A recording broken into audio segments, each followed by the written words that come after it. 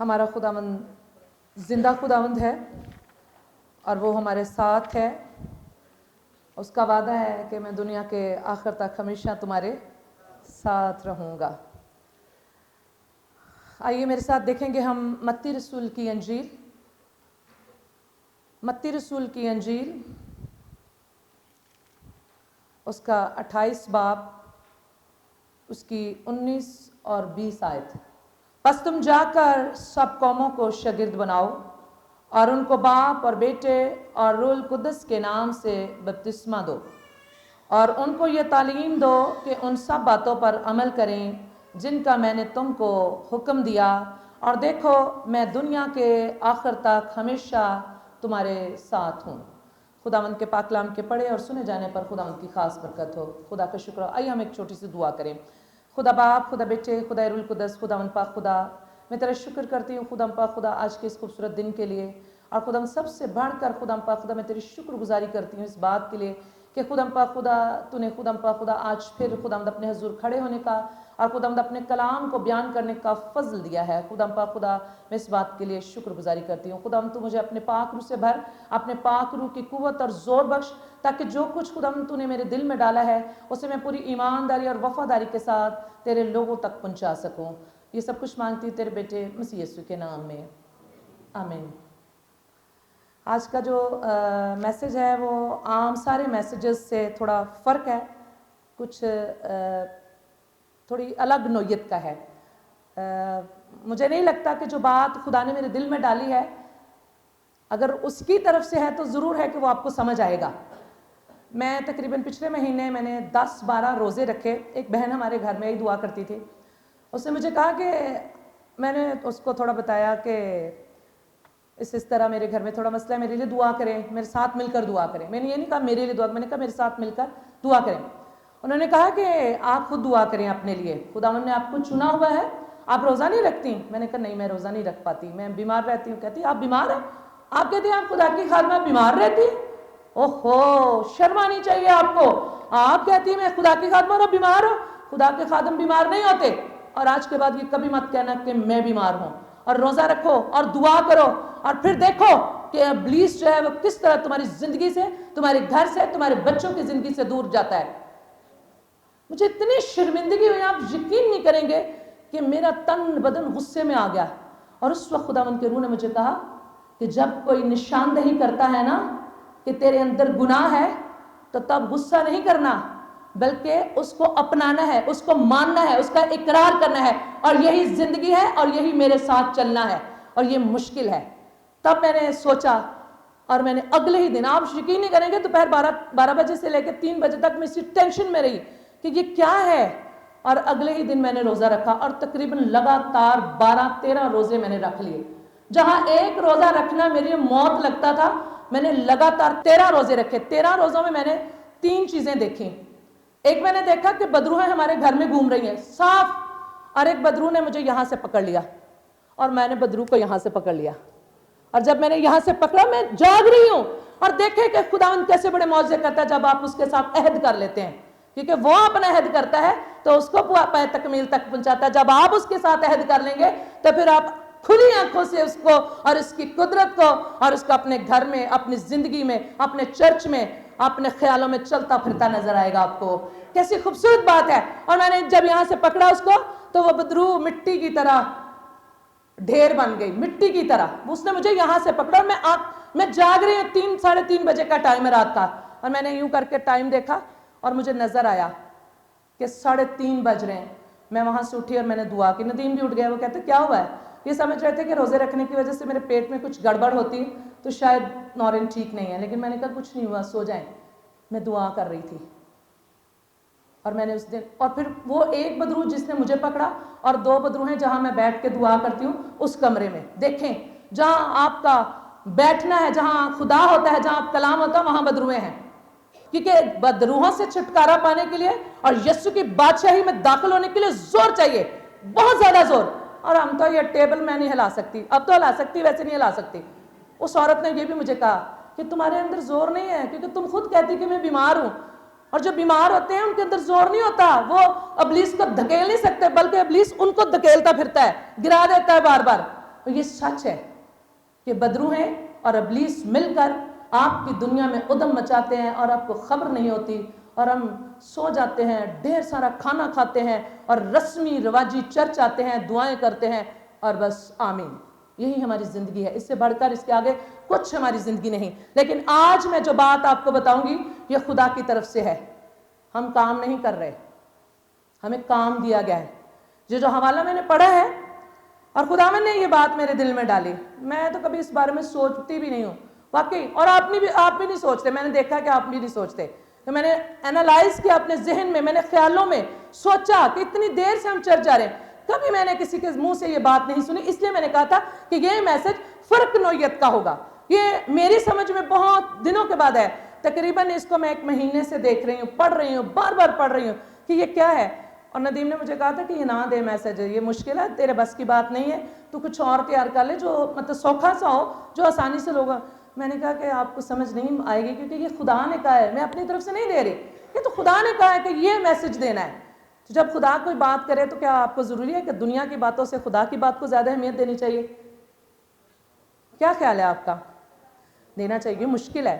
آج کا آپ نے حوالہ بھی جو سیمول نے پڑھا تھا آپ نے سنا ہوگا، وہ بھی مشکل ہے، وہ تو ابھی تک میری سمجھ میں نہیں آ رہا، اور دیکھیں میں نے اسی بھی میسج دینا اور ابھی تک میری سمجھ میں نہیں آ رہا، لیکن خدا نے کہا کہ یہ بات آج تجھے بتانی ہے۔ میں نے کہا ہے خداوند کو، خداوند اب مجھے نہیں پتا، میں تو یہ بات بتا رہی ہوں لیکن مجھے یہ نہیں پتا کہ اس کلیسیا کو یا اس کلیسیا میں کسی شخص کو یہ بات سمجھ آئے گی یا نہیں، یہ کام تیرا ہے۔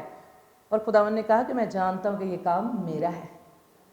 اور میں نے ان 13 روزوں میں 3 باتیں سیکھی۔ ایک تو میں نے بدروحوں کو کنٹرول کرنا سیکھا، دوسرا میں نے میسج کے بارے میں سیکھا کہ خدا کیا چاہ رہا اور ہم کہاں کھڑے ہیں، تیسری بات ایک اور میں نے سیکھی کہ کم بولنے سے زیادہ سیکھنا، کم بولنے سے۔ اب میں بہت کم پرواہ کرتی ہوں دوسری چیزوں کی، اب میں ٹینشن نہیں لیتی، پہلے میں ٹینشن بہت لیتی تھی، کام والی نہیں آئی، اچھا یہ تو بہت بڑا کام، پانی نہیں آ رہا، بجلی نہیں ہے، یہ ٹینشنیں میرے اوپر تھی۔ اور یہ کیا تھا؟ یہ فرعون ہے، اور اس نے کیا کیا بنی اسرائیل کا کام بڑھا دیا۔ اس نے کہا کہ جب کام زیادہ ہوگا، بوجھ زیادہ ہوگا تو اس کا خیال اس طرف نہیں جائے گا۔ تو کام جو ہوتے ہیں یہ فرعون ہے، یہ سوچیں فکریں فرعون ہے، یہ شیطان ہے۔ فرعون کو ہمیشہ ابلیس کے ساتھ تشبیہ دی گئی ہے۔ تو یہاں پر ہم نے پڑھا ہے متی رسول کی انجیل اس کا 28 باب اس کی 19 اور 20 آیت، پس تم جا کر سب قوموں کو شاگرد بناؤ اور ان کو باپ اور بیٹے، یہاں لکھا ہے سب قوموں کو۔ آج کا جو عنوان ہے نا وہ بھی بڑا آپ کو عجیب ہی لگے گا، مسیحی مشن میں ارشاد اعظم۔ آج کا جو عنوان میں نے بڑے اس میں سوچ سمجھ کے چنا ہے، اس کو بڑا کر کے پڑھ کے پتہ نہیں کدھر سے کتابیں نکال کے پتہ نہیں کہاں سے میں نے حوالے جمع کر کے، تو یہ میں نے کہا کہ یہ ٹھیک میسج جو ہے جو اس بات کو سمجھانے میں مدد کر سکتا ہے، یہ ٹھیک ہے کہ مسیحی مشن میں ارشاد اعظم جو ہم نے پڑھا ہے وہ اس حوالے کو ہم ارشاد اعظم کے حیثیت سے جانتے ہیں۔ بائبل میں یہ ارشاد اعظم ہے، یہ یسوع کی وہ آخری بات ہے، اس کو ہم ارشاد اعظم سے جانتے ہیں۔ یہ حوالہ جو ہے خاص طور پر بس تم جا کر سب قوموں کو شاگرد بناؤ، یہاں یہ نہیں لکھا کہ مسیحیوں کو، اسرائیلیوں کو یا پھر کسی خاص قوم کو جا کر، کیا لکھا ہے؟ سب قوموں کو شاگرد بناؤ اور ان کو باپ اور بیٹے اور روح القدس کے نام سے بپتسمہ دو، اور ان کو یہ تعلیم دو کہ ان سب باتوں پر عمل کریں جن کا میں نے تم کو، کن کو حکم دیا تھا؟ ہم سب کو، شاگردوں کو۔ آج خدا ہم کو حکم دے رہا ہے یہ ساری ان باتوں کی تعلیم دو جن کا میں نے تم کو حکم دیا، اور دیکھو میں دنیا کے آخر تک ہمیشہ تمہارے ساتھ ہوں۔ یہ بڑی خوبصورت بات ہے کہ خدا آج بھی ہمارے ساتھ ہے، اس وقت بھی ہمارے ساتھ ہے، خداوند یہاں موجود ہے۔ ہاللیلویا، زوردار تالیاں بجائیں کیونکہ وہ یہاں موجود ہے۔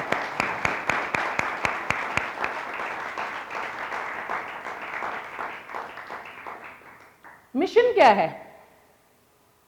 Mission is possible. خدا نے ایک مشن لے کر، خدا باپ نے اپنے بیٹے کو ایک مشن دے کر بھیجا، اور وہ مشن جو تھا اس نے پورا کیا۔ اب یسوع نے ایک مشن دیا ہے جو ابھی میں نے پڑھا ہے، دیا ہے کہ نہیں دیا؟ میں کوئی بات باہر سے نہیں کروں گی، اندر سے ہی کروں گی، بائبل کے اندر سے ہی کروں گی۔ مشن کیا ہے؟ مسیحی مشن کیا ہے؟ مشن تو ہماری زندگی میں بہت سارے ہیں، ٹھیک ہے؟ ہم صبح جب اٹھتے ہیں اس وقت سے لے کر شام رات 10 بجے تک مشن ہی مشن ہوتے ہیں، بڑے کام ہوتے ہیں، بڑے مشن ہوتے ہیں کہ یہ آج کرنا ہے۔ لیکن مسیحی مشن، مسیحی ہوتے ہوئے، کلیسیا کا ایک رکن ہوتے ہوئے ہمارے پاس جو مشن ہے، مسیحی مشن کا بنیادی عقیدہ کیا ہے؟ مسیحی مشن کا بنیادی عقیدہ یہ ہے کہ خدا انسانی تاریخ اور دنیا میں ان لوگوں کے وسیلہ کام کر رہا ہے جن کو وہ بلاتا اور بھیجتا ہے، ان کے وسیلہ سے دنیا میں کام کر رہا ہے۔ ایک کلیسیا میں کام نہیں کر رہا خدا، پوری دنیا میں کام کر رہا ہے۔ اس وقت پوری دنیا میں کام ہو رہا ہے۔ مسیحی ایک ایسے خدا پر یقین رکھتے ہیں جس نے انسانی تاریخ میں خود کو ظاہر کیا۔ ایسا ہی ہے نا، مسیحی بنی اسرائیل کس خدا کا ذکر کرتے ہیں؟ وہ بحر و بر کا خداوند جو آسمان اور زمین کا خالق اور مالک۔ کس طرح بنی اسرائیل اپنے خدا کا تعارف کرواتے ہیں؟ کس طرح کرواتے ہیں؟ آپ تو حیران ہو رہے ہیں، میں کون سی ایسی بات پوچھ رہی۔ بنی اسرائیل لوگ جو ہے نا، وہ کس طرح تعارف کرواتے ہیں اپنے خدا کا؟ وہ کہتے ہیں آسمان اور زمین کا خالق اور مالک۔ وہ یہ کہتے ہیں۔ سارے لوگ ایسے نہیں کہتے، ساری قومیں ایسے نہیں کہتی۔ یہ باتیں سیکھنے کی باتیں ہیں، اور یہ باتیں ضروری کہ ہمیں پتہ ہونا چاہیے کہ مسیحیوں کا خدا بھی وہی ہے جو آسمان اور زمین کا خالق اور مالک ہے۔ وہ خدا ہے اور اس کی ہم پرستش کرتے ہیں، اور وہ کیا کرتا ہے؟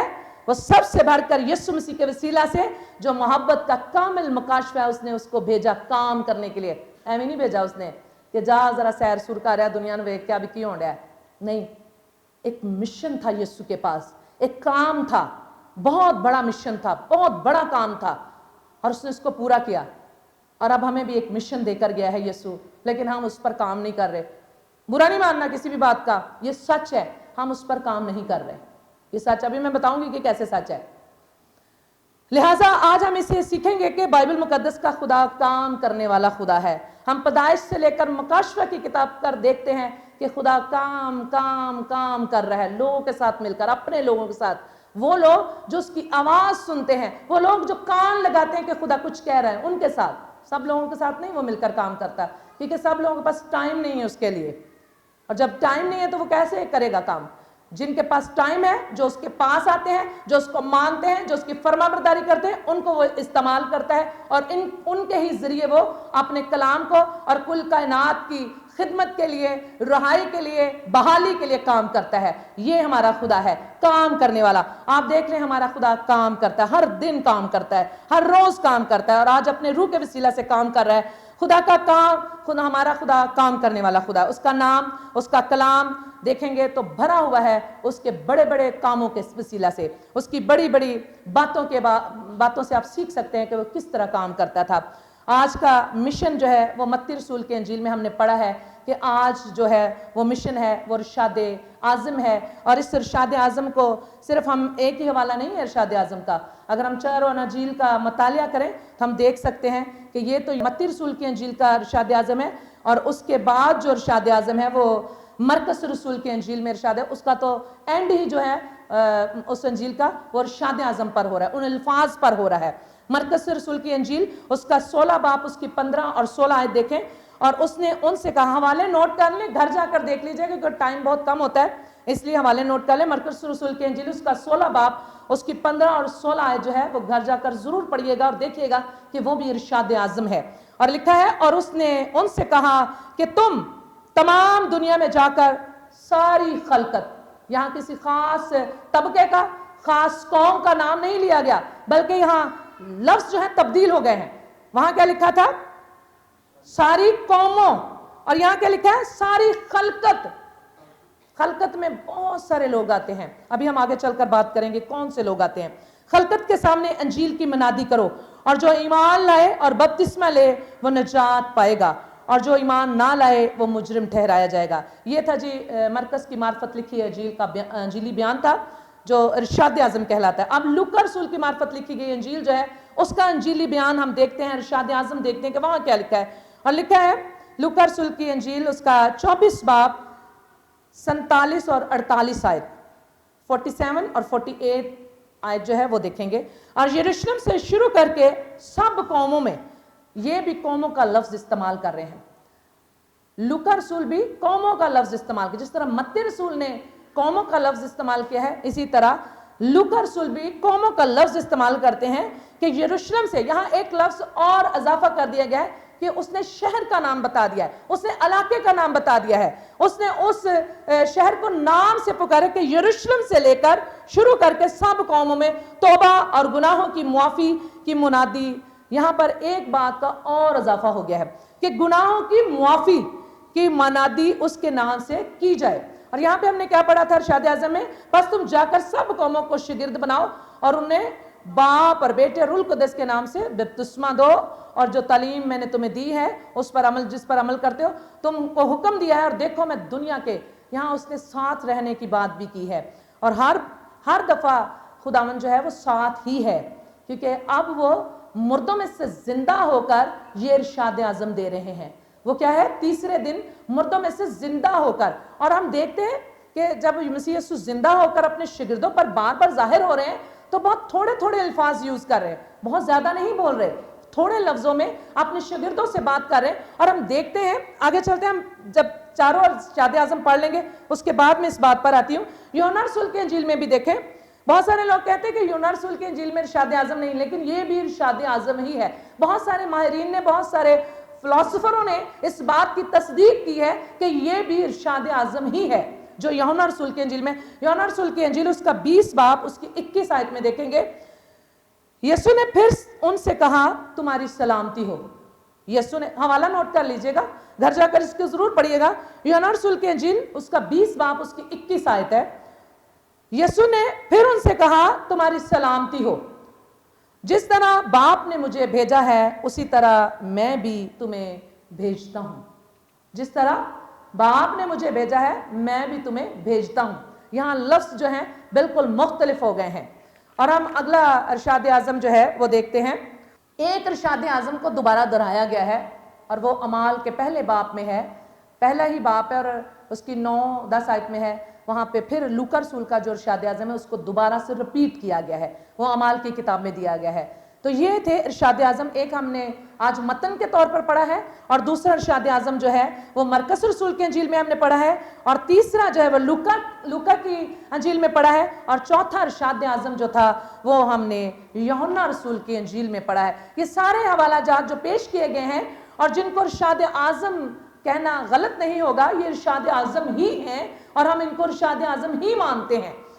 और ये यीशु के जी उठने के बाद के वो चंद अल्फाज हैं, और बार बार हम देखते हैं कि यीशु एक ही बात पर जोर दे रहे हैं। बार बार उनके अल्फाज जो हैं वो क्या है? मनादी करो, और कौमों का लफ्ज, खलकत का लफ्ज, उम्मतों का लफ्ज इस्तेमाल किया गया है कि लोगों के पास जाओ, ना कि सिर्फ यरूशलेम में, सामरिया में, यहूदिया में जाओ, बल्कि क्या कहा है? उम्मत, खलकत और कौमों में गैर कवाम भी आती हैं जिनका कभी हमने जिक्र नहीं किया, ना अपनी कलीसिया में, ना अपनी दुआओं में, ना अपने मैसेजेस में कभी गैर कौमों का जिक्र नहीं किया। वजह क्या है? क्योंकि हम एक ऐसे मुल्क में रहते हैं जहां पर तौहीने मजहब के कवानीन सख्त हैं। और कब किसी ने कहा था कि या तुम यीशु के साथ चलोगे तो बड़ी आसानी रहेगी तुम्हें? क्या रसूलों, शागिर्दों को हम नहीं देखते कि यीशु खुद जो है उसको हम नहीं जानते कि उसने कितनी मुश्किलों में ये खिदमत की है? क्या उसकी दुश्मनी नहीं थी? क्या लोग उसकी मुखालफत नहीं करते थे? क्या वो गैर कौमों के पास नहीं जाता था? अंजीलें भरी पड़ी हैं, गैर कौमों में मौजज़ात होते थे, लेकिन हमने ना तो कभी अपने चर्च में गैर कौमों के लिए दुआ की है, और ना ही हमारा ये बोझ है कि हम गैर कौमों को खुदा यीशु मसीह की ये बड़ी गवाही दें जो इरशाद आज़म है। और खुदा बार बार अपने जी उठने के बाद ये कह रहा है कि ये जो दौलत, ये जो बरकत जो इब्राहिम से वादा किया गया था कि मैं तेरे सबब से गैर कौमों को बरकत दूंगा, बरकत सिर्फ रुपए पैसे की, माल की नहीं होती। बरकत, सबसे बड़ी बरकत जो है वो है यीशु मसीह की खुशखबरी, और यीशु मसीह की खुशखबरी है गुनाहों की माफी, और गुनाहों की माफी है शिफा।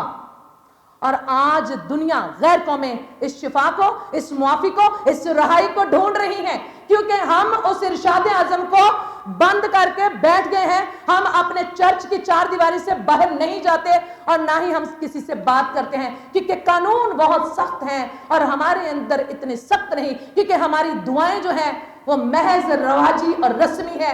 हमारे अंदर पाकरू नहीं है जो काम करता है। आप अमाल की किताब देख लें, अमाल की किताब भरी पड़ी है, वो पाकरू जो है वहां पर काम कर रहा है। हम कौन है काम करने वाले? हम हैं क्या कि हम काम करेंगे? हम कुछ नहीं है। ये तो खुदा का फजल है, उसकी मोहब्बत है, उसका शर्फ है कि जो हम लोगों को वो चुनता है, کہ ہم اس کے نام کی گواہی جو ہے وہ دوسروں تک لے کر جائیں. ویسے تو ہم کچھ بھی نہیں ہیں. داؤد کہتا ہے کہ انسان ہے کیا کہ تو اس کا خیال کرے, اس کی خبر لے. اور زبور کی کتاب میں غیر قوموں کے لیے بہت ساری باتیں لکھی گئی ہیں. میں اگر اس کو لکھتی یا اس کو بیان کرتی تو یہ میسج بہت لمبا ہو جاتا. یہ تو ایک سیمینر رکھا جائے اور اس کو ڈیوائیڈ کیا جائے تو پھر جا کر یہ بات جو ہے غیر قوموں کے بارے میں بائبل میں اتنے حوالہ جات ہیں, یقین کیجئے عزیزو کہ میں ان کو بیان نہیں کر سکتی. میں چند باتیں جو پرانے عہد نامے سے ہیں وہ آپ کو بتاؤں گی کہ پرانے عہد نامے میں کیا غیر قوموں میں لوگ نہیں بستے تھے.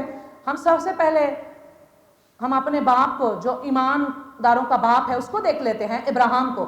کیا وہ غیر قوموں میں نہیں گیا تھا کہ غیر قومیں اس کو تنگ نہیں کرتی تھی؟ کرتی تھی, لیکن اس کے اندر ایمان بڑا پختہ تھا. اس کے اندر خدا کی روح اور جو خدا کے ساتھ محبت تھا, جو خدا کے ساتھ رشتہ تھا, وہ بڑا مضبوط تھا کہ خود غیر قومیں اقرار کرتی تھی کہ ہم نے خوب دیکھا ہے کہ خدا تیرے ساتھ ہے. وہ کیا کہتے ہیں؟ ابھی ملک نے اقرار کیا, فرعون نے دیکھا کہ ہم نے خوب نظر کی, ہم نے خوب دیکھا. یہ پڑھ لیجئے گا پیدائش کی کتاب میں. جب پڑھتے ہیں بائبل کو تو غور سے پڑھا کریں, اور جو بات آپ کے دل کو لگے کہ یہ بات بڑی انوکھی ہے تو اس کو انڈر لائن کر لیا کریں, اور پھر اس کلام کو دہرائیں کہ خداوند میں بھی ہوں, میں بھی غیر قوم ہوں, میں پاکستان میں ہوں. ابراہیم کو بھی غیر قومیں تنگ کرتی تھی, لیکن وہ خدا کی گواہی دیتا تھا. وہ اس خدا کی جو بحر و بر کا خالق اور مالک ہے, جو آسمان اور زمین کا خدا ہے, وہ اسی طرح اپنے خدا کا تعارف کرواتا تھا. ہمارے تو ایسے ایسے بھی لوگ ہیں عزیزوں ہماری کمیونٹی میں جو اپنے آپ کو مسیحی کہنے سے شرماتے ہیں دوسری قوموں کے سامنے. تو مجھے بڑا افسوس ہوتا ہے اس بات کا کہ ہم ڈرتے ہیں, ہم ڈرتے ہیں. اور یہ خوف اس لیے ہے کہ ہمارے اندر پاک روح نہیں ہے, کیونکہ پاک روح جو ہے وہ دلیری کا روح ہے. اگر آپ کے اندر پاک روح ہے تو پھر آپ کبھی مسیح کا انکار نہیں کریں گے, بلکہ دلیری کے ساتھ اس کی گواہی دیں گے. کیونکہ اعمال کی کتاب اس بات کی شہادت دیتی ہے, گواہی دیتی ہے کہ روح جو ہے وہ خود گواہی دیتا ہے. روح جو ہے وہ خود ہمارے ساتھ, خدا نے کہا کہ تم گھبرانا مت, تم اس بات سے مت گھبرانا کہ اب کیا کہیں گے کیا بولے, بلکہ بولنے والا کون ہوگا؟ روح خود بولے گا تمہارے اندر. روح خود بتائے گا کہ کیا کہنا ہے. جب عذاب رسانی کا وقت آئے گا, جب مشکلیں آئیں گی, مصیبتیں آئیں گی, تو لوگ تمہیں عدالتوں میں گھسیٹیں گے, تو گھبرا مت جانا. یہ مت کہنا کہ ہم کیا کریں گے, بلکہ کیا ہوگا کہ روح خود کیا کرے گا؟ تمہاری جگہ بولے گا. تو خدا تو پہلے سے ہی ہمارے لیے بہت سارے کام جو ہے وہ کر چکا ہے. اور پھر دیکھیں آگے چل کر یوسف کو دیکھیں, پیدائش کی کتاب میں یوسف کی کہانی. کیا وہ غیر قوموں میں نہیں تھا؟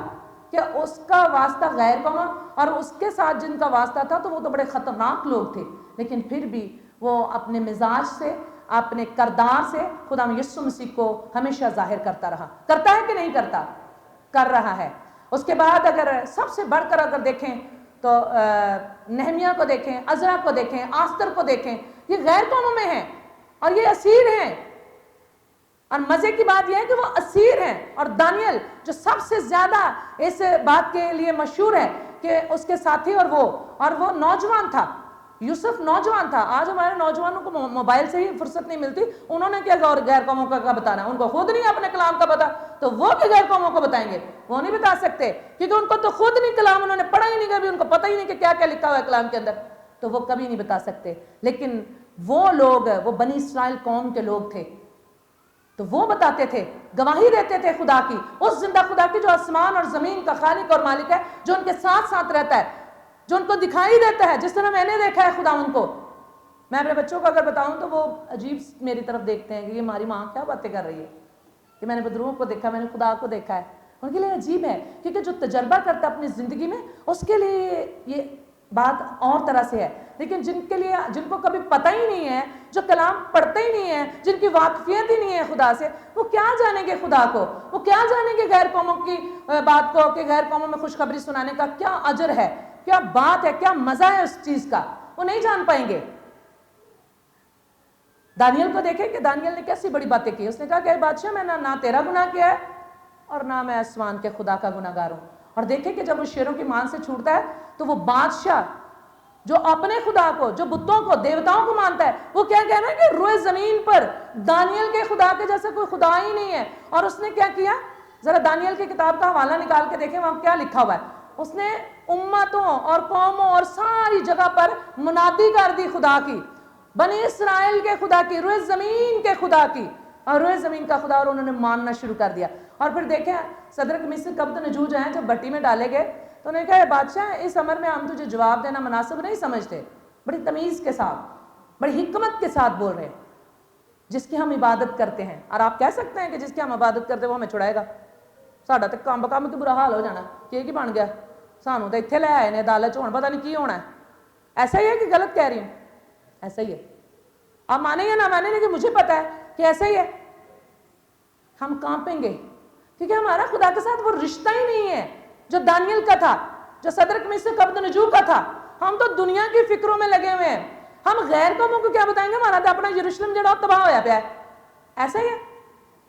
हम तो अभी तक यरूशलेम से ही फारिग नहीं हुए, तो यहूदिया और सामरिया और दुनिया की इंतहा तक कहाँ जाएंगे हम तो अभी यरूशलेम में घूम रहे हैं।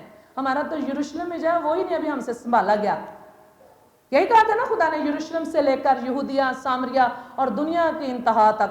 ये वो हवाला मैं बोल रही हूँ जो अमाल की किताब में लिखा हुआ है कि दुनिया की इंतहा तक जाने के लिए हमें पाक रूह की ज़रूरत है। हमें पाक रूह की रहनुमाई की ज़रूरत है, पाक रूह के ज़ोर की, कुव्वत की ज़रूरत है, और वो हमारे पास है नहीं। वो इसलिए नहीं कि हमारी दुआएं रस्मी हैं, हमारे काम रस्मी हैं, हम अपने घर से बाहर निकलने चाहते ही नहीं हैं, हम ज़्यादा बोझ अपने ऊपर लेना ही नहीं चाहते। खुदा ने उस दिन मुझे यही बताया, मैंने कहा खुदा तू मुझे शिफा दे तो फिर वे मैं की कुछ करने। खुदा ने कहा इतना ही बड़ा है, जो तू करने यही बड़ा है, मेरा फजल ही तेरे लिए काफ़ी है। खुदा पहले से जानता है कि हम कहते तो बहुत कुछ है लेकिन करते कुछ नहीं है। खुदा क्या कहता है, मेरा फजल तेरे लिए काफ़ी है, कि जो कुछ तू कर रही है इतना ही मेरे लिए काफ़ी है।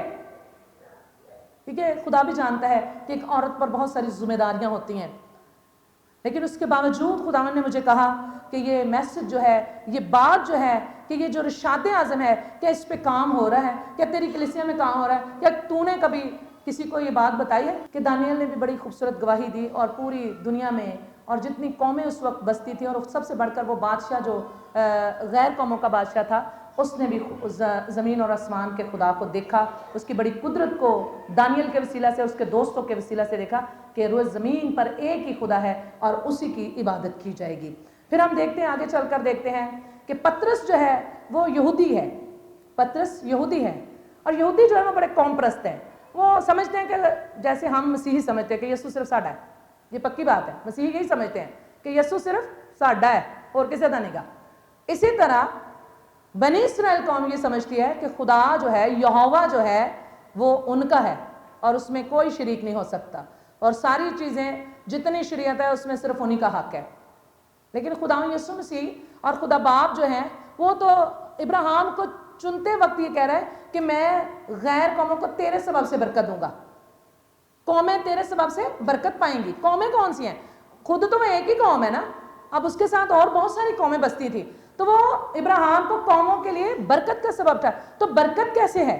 बरकत मसीह यीशु के वसीला से है, मसीह यीशु पर ईमान लाने के वसीला से।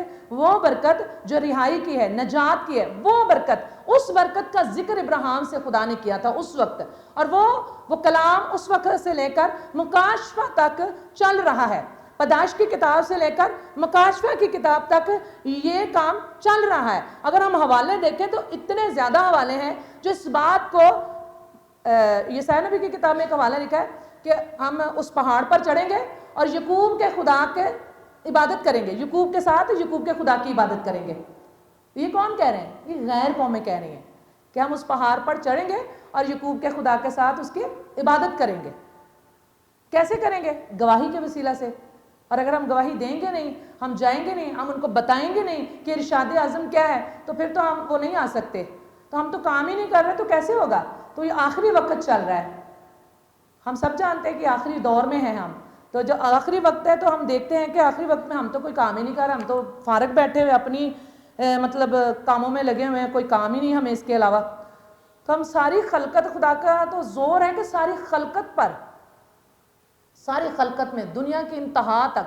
तो ये क्या समझते हैं आप इन हवालों से? क्या समझ आती है पास्टर साहब आप लोगों को इन हवालों से कि दुनिया की इंतहा, कौमें, खलकत? इसमें किसी खास कौम का, खास लोगों का जिक्र नहीं है, इसमें उन लोगों का जिक्र है جو غیر قوموں سے تعلق رکھتے ہیں, جو مسیح کو نہیں جانتے. آپ یقین کریں, آپ حیران رہ جائیں گے, بہت سی قومیں, بہت سے لوگ, بہت سے گروہ ایسے ہیں جنہوں نے آج تک مسیح کا نام ہی نہیں سنا, وہ کسی مسیحی سے ملے ہی نہیں آج تک. دنیا کی آبادی کتنی ہے اس وقت؟ 7.5 ارب, جو کل کے مطابق ہے, کل جو میں نے ریسرچ کی ہے نا نیٹ پہ, 7.5 ارب کے قریب دنیا کی آبادی ہے. اور جتنی آبادی بڑھ رہی ہے اتنی ہی کلیسیا کی, اتنی ہی مسیحیوں کی ذمہ داری بڑھ رہی ہے. آپ کو پتہ ہے اس بات کا کہ ہماری ذمہ داری بڑھ رہی ہے. پالوس کی خواہش تھی, جس طرح متی کی خواہش ہے کہ قوموں کے اندر جا کر یہ بات, جو ہم نے آج حوالہ پڑھا ہے, جو سیمول نے تلاوت کیا تھا, تو پالوس رسول کی یہ خواہش تھی کہ کلیسیا تمام قوموں تک انجیل کو لے کر جائے. رویا تھی اس کی, جیسی رویا متی کی ہے ویسی ہی اس کی بھی رویا نظر آتی ہے. میں یسوع مسیح کلیسیا کی تمام اقوام عالم تک لے جانے اور شاگرد بنانے کا حکم دیتا تھا. اور یہ پالوس رسول پہلا وہ شاگرد تھا جس نے یہ کہا تھا کہ جو کلیسیا ہے, یہ ایک کمیونٹی ہے, اس میں کسی طرح کا تفرقہ نہیں ہونا چاہیے. اصل بات یہ ہے کہ ہماری کلیسیا میں, ہماری اس کمیونٹی میں, ہمارے اس مشن کے کام کے ٹیم میں تفرقہ ہی بہت ہے. اس لیے ہم اپنے یروشلم سے باہر نہیں نکلتے, ہم اپنے لڑائی جھگڑوں, اپنے تفرقوں سے فارغ نہیں ہوتے, تو ہم مطلب آگے کہاں جائیں گے, آگے کہاں جائیں گے. ہم عبادت ہم نہیں کر سکتے, یہ کام ہم نہیں کر سکتے, غیر اقوام تک ہم گواہی نہیں لے جا سکتے, کیونکہ غیر اقوام کو گواہی دینے کے لیے ہمیں پاک روح کی ضرورت ہے. اور پاک روح کا کام جو اعمال کی کتاب میں ہم دیکھ سکتے ہیں, کیونکہ وہ بھی غیر قوموں میں ہی, وہاں یونانی بھی تھے, یہودی بھی تھے, اور بھی بہت ساری قومیں بستی تھی. جب پطرس جو ہے وہ کلام کر رہا تھا تو وہاں جو لوگ آئے ہوئے تھے, بہت سی قوموں سے, بہت سے گروہوں سے لوگ تعلق رکھے, اور جب وہ بول رہا تھا تو وہ کیا کہہ رہے تھے, وہ سب لوگوں کو ایسے لگ رہا تھا جیسے ہماری زبان میں کچھ بولا جا رہا ہے. تو جب ہم گواہی دیں گے تو سننے والے, سمجھنے والے خود ہی سمجھیں گے, کیونکہ یہ کام ہمارا نہیں, یہ پاک روح کا کام ہے. اور ضروری ہے عزیزو کہ ہم, جس طرح پطرس نے اس بات کو قبول کیا کہ اب میں نے جانا کہ پاک روح جو ہے یا خدا کی برکت جو ہے وہ صرف ہم پر ہی نہیں ہے بلکہ غیر قوموں کے لیے بھی ہے. جب اس نے کہا کہ یہ جو چادر کے اوپر آ رہی ہیں ناپاک چیزیں, میں نے ان کو کبھی نہیں کھایا, خدا نے اس رویا کے وسیلہ سے اسے سمجھایا کہ تیری خدمت جو ہے وہ اب غیر قوموں میں ہے. اور پالوس رسول کو آپ دیکھیں, اگر اس کے خط پڑھیں تو اس کی تو ساری خدمت ہی غیر قوموں کے لیے, اور وہ غیر قوموں کے لیے اتنا بوجھ رکھتا ہے, اور وہ چاہتا ہے کہ جو ارشاد اعظم ہے اس پر عمل کیا جائے. اس کی بھی رویا وہی ہے جو متی رسول کی رویا ہے. وہ چاہتا ہے کہ قوموں تک, امتوں تک, خلقت تک, دنیا کے انتہا تک جو ہے وہ مسیح کی خوشخبری کو پھیلایا جائے. ہمارے پاس وقت کم ہوتا ہے ان باتوں کے لیے, سننے کے لیے, سمجھنے کے لیے, لیکن آخری بات میں ضرور کہوں گی کہ پاکستان کی کلیسیا, پاکستان کا مشن ورک جو ہے ارشاد اعظم پر کام نہیں کر رہا. جتنا زیادہ غیر نجات یافتہ لوگ, اتنی ہی بڑی ذمہ داری ہے ہمارے پاس. میں نے پہلے بھی کہا کہ بہت سارے ایسے لوگ ہیں جن کو مسیح کا پتہ ہی نہیں, وہ آج تک کسی مسیح کے ساتھ ملے ہی نہیں, ان کو اس خوشخبری کا, اس بات کا ہی پتہ نہیں. تو نکلیں, اپنے چرچ کی 4 دیواری سے باہر نکلیں. اگر نکلنا نہیں ہے تو کم سے کم غیر قوموں کے لیے دعا کرنا شروع کریں. ہم جس بات کو مانگتے نہیں, جس بات کے لیے دعا نہیں کرتے, وہ کام کیسے ہوگا؟ خداوند یسوع مسیح نے کہا کہ تم مانگو تو تمہیں, ڈھونڈو تو تم, اور کھٹکھٹاؤ تو تمہارے واسطے کھولا جائے. یہ آیت اپنے یاد رکھنی ہے کہ ہم نے ڈھونڈنا ہے. جب ہم کہیں گے کہ ہم کدھر جائیے, ایسے کتنے پھڑیے, کہ انہوں نے جا کے سنائیے, تو ڈھونڈو گے تو ملیں گے, کیونکہ خدا مہیا کرنے والا خداوند ہے.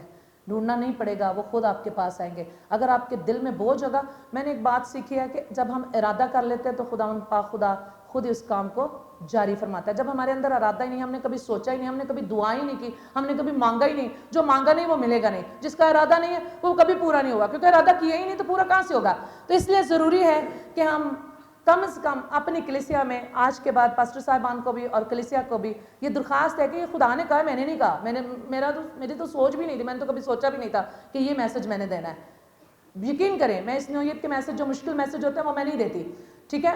تو یہ میسج خدا کی طرف سے تھا, اور یہ مشکل بات تھی. آپ لوگوں کو سمجھانا, دوسروں کو سمجھانا, یہ مشکل بات ہے, لیکن یہ ارشاد اعظم ہے. اور خداوند نے مجھے حوالے دیے کہ یہاں دیکھ, یہاں دیکھ, یہاں دیکھ, یہ کتاب دیکھ, وہ کتاب دیکھ, اس میں تمہیں ملے گا. اور میں نے دیکھا کہ واقعی یہ تو غیر قوموں میں کام کرتے رہے, ہم کیوں گھبراتے ہیں, ہمارے پاس کیوں نہیں. اور میری بات بھی یاد رکھیے گا کہ جب آپ ارادہ کر لیتے ہیں نا تو کوئی کام آپ کے لیے مشکل نہیں ہوتا.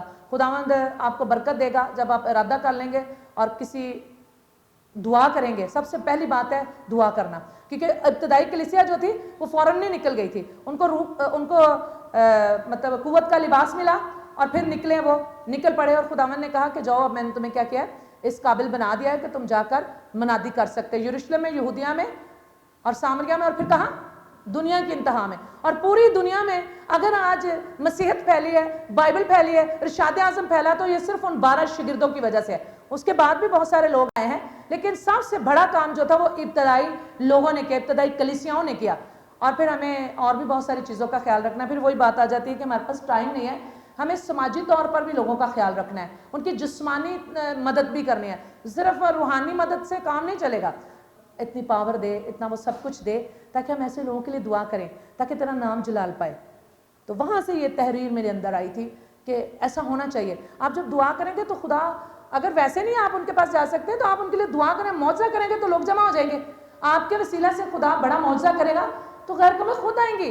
जब किसी बीमार को शिफा देंगे, जब किसी रद्द के को बहाल करेंगे तो लोग खुद आएंगे। मसला ये नहीं है कि हम में कुव्वत नहीं, मसला ये कि हम उठते नहीं, हम निकलते नहीं, हम काम करने के लिए इरादा नहीं करते। अपने अंदर इरादा पैदा करें और पाक से कहें कि मुझे कुव्वत दे, और दुआ करें और रोज़े रख कर दुआ करें। फिर देखिएगा गैर कौमों के लिए आपके दिल में बोझ भी होगा और रास्ते भी निकलेंगे और लोग भी खुदा मुहैया करेगा। और ये बात ज़रूर जो है ये खुदा की तरफ से है, तो यकीनन खुदा इस कलीसिया के वसीला से कोई बड़ा काम करना चाह रहा है, इसीलिए उसने ये मैसेज दिया। वरना मैंने तो ऐसा कभी ना सोचा था और ना ही मेरे मतलब जहन में कभी आई थी बात कि मैं ऐसा कर सकती हूँ, या ये बात जो है मैं इंजील की मनादी करती ताकि कलीसिया के वसीला से खुदा का मनसूबा नजात जो है बहुत सी ज़िंदगियों को पूरा कर सके। तो मेरी आप लोगों से अपील है कि लोगों के पास जाएं और खुदा की बादशाही के लिए रूहों को जीतें, और ख़ास तौर पर खुदा ने कहा दुनिया की इंतहा, उम्मतें, कौमें और खलकत के लिए, तो ये अभी तक हमने पूरा नहीं किया, इसके लिए हमने कोई कदम नहीं उठाया। बेहतर ये है कि इरशाद आज़म जो है इसको पूरा करें, क्योंकि खुदा जिस काम को शुरू करता है वो पाए तकमील तक पहुँचाता है, वो पूरा करता है। इसलिए हमें इस बात की ज़रूरत है, समझने की ज़रूरत है कि खुदा ने कहा बस तुम जाकर सब कौमों को शिगत बस, सब कौमों में सब लोग आते हैं। तो योएल नबी कहता है कि आखिरी अय्याम में क्या होगा कि खुदा जो है वो कहता है कि मैं हर बशर पर, किसी खास कौम पर नहीं लिखा या किसी खास तबके पर नहीं, खास करो, इसलिए हर बशर पर अपना रूह ढेलूंगा और तुम्हारी बेटियां और बेटे क्या करेंगे, नबूवत करेंगे, और तुम्हारे बुढ़े ख्वाब देखेंगे, रुएं देखेंगे। तो ये खुदा का बड़ा मिशन है जो हमें कलीसिया होते हुए इस मिशन पर काम करना है। ये इरशाद आज़म भी है, और इरशाद आज़म उतना ही ज़रूरी है जितनी कलीसिया ज़रूरी है, और इरशाद आज़म उतना ही बड़ा है जितनी कलीसिया बड़ी है और काम कर सकती है। जितना आपका तसव्वुर खुदा के लिए बड़ा है, जितना आप काम कर सकते हैं, खुदा उतनी आपको तौफीक देता है। तो मेरी दुआ है कि आप ज़रूर इस इरशाद आज़म पर, इस मिशन पर काम करना शुरू करें, क्योंकि ये मेरा नहीं ना किसी और का मिशन है, बल्कि ये यीशु का मिशन है। और जब हमारे मशरिकी रवायत है, अकीदा है कि जब कोई इंसान मर रहा होता है, आखिरी वक्त होता है उसका, तो उसके आखिरी अल्फाज जो होते हैं उनको बड़ी अहमियत दी जाती है। ऐसे तो ये यीशु मसीह के वो आखिरी अल्फाज हैं जब वो आसमान पर उठाए जा रहे थे। तो उन्हीं दिनों में 40 दिन का अरसा था जिन दिनों में उन्होंने इरशाद आज़म दिए, और बार बार अपने शागिर्दों पर बार बार उन पर जाहिर होकर एक ही बात की, और वो फ़र्क अल्फाज में उन्होंने बात की, और एक ही बात थी कि तुम निकलो और जाओ और क्या करो, उम्मतों, कौमों और दुनिया की इंतहा तक इस नजात के मंसूबे की खुशखबरी, जो रिहाई है, खुशी की खबर, गुनाहों की माफ़ी, तौबा, और यही जो खबर है वो गैर कौमों तक ले जाओ। तो मेरी दुआ है खुदा से कि अगर खुदावंद आपने ये मैसेज दिया था, आपने ये कहा था, तो आप इसको इस कलीसिया में ज़रूर पूरा भी करेंगे, ज़रूर लोगों के दिलों को उभारेंगे, और ज़रूर मैं देखूंगी कि चंद सालों में हमें ज़रूर है कि खुदा करूँ। मैं इसके लिए दुआ कर रही हूँ। मेरे भाई जो मेरे हम खिदमत हैं, पास्टर साहिबान हैं, खुदा के खादिम हैं, वो भी ज़रूर करेंगे। और मेरी कलीसिया से भी रिक्वेस्ट है, क्योंकि हम कलीसिया जो खुदा के ख़ास लोग होते हैं और जो खुदा का हुक्म होता है वो ज़रूर मानते हैं, भले उसके लिए उन्हें कितनी भी बड़ी कीमत क्यों ना अदा करनी पड़े। तो मानना है और इस मिशन पर हमने काम करना है। इस इरशाद आज़म को जो अधूरा है, पूरा नहीं, काम तो कर रहे हैं लेकिन अधूरा है, इसको हमने पूरा करना है। खुदा आज के पाक कलाम के वसीला से हम सबको बरकत